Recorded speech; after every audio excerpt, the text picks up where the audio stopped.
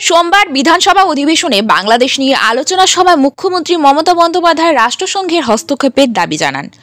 তিনি কেন্দ্র সরকারের কাছে আবেদন জানান বাংলাদেশের ঘটনা রাষ্ট্রসংঘের নজরে আনুক কেন্দ্র রাষ্ট্রসংঘের কাছে আবেদন করুক শান্তিরক্ষা বাহিনী পাঠানোর জন্য।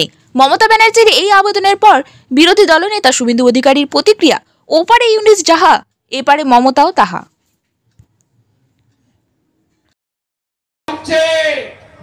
আমরা সব রোহিঙ্গা কোথায় আছে বলে দেব, চিহ্নিত করে দেব, ধরতে হবে আর এনআইএ এর হাতে তুলে দিতে হবে। ইউনুস হুঁশিয়ার, একদিনে যা গার্বেজ বেড়ায় কলকাতাতে শুধু ওইটা করে ফেলে দিয়ে এলেই না ঢাকা পড়ে যাবেন আপনি, কল্যাণীতে আসবেন না। সময় এসেছে, সময় এসেছে, बांटेगा तो एक रहेंगे तो एक रहेंगे तो एक रहेंगे तो एक रहेंगे तो एक থাকার সময় এসে গেছে।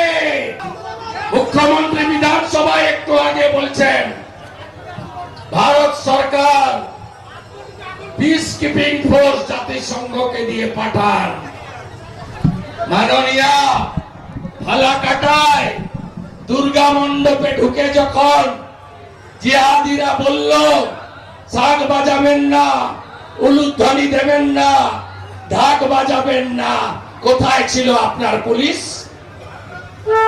মাননীয়া গার্ডেন দিচ্ছে দুর্গা মণ্ডপে ঢুকে বলল গীতা পাঠ, চণ্ডী পাঠ, মন্ত্র উচ্চারণের মাইক বন্ধ করো, কোথায় ছিল আপনার পুলিশ?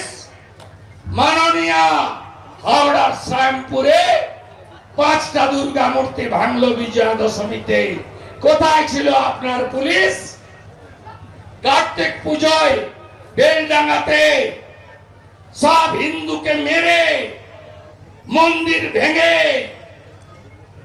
শেষ করলেন, কোথায় ছিলেন আপনি? ওপারে ইউনুস যাহা এবারে মমতা ব্যানার্জি তাহা।